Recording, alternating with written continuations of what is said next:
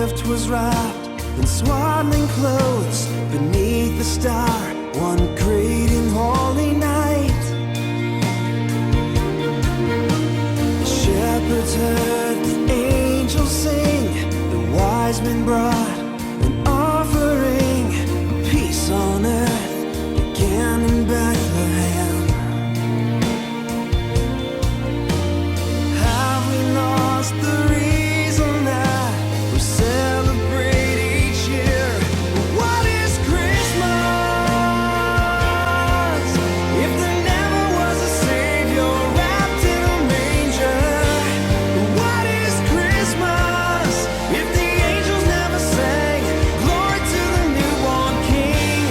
What is Christmas without Christ? There'd be no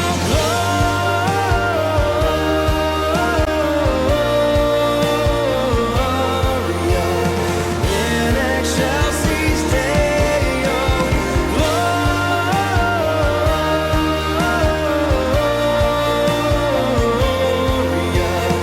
in excelsis Deo.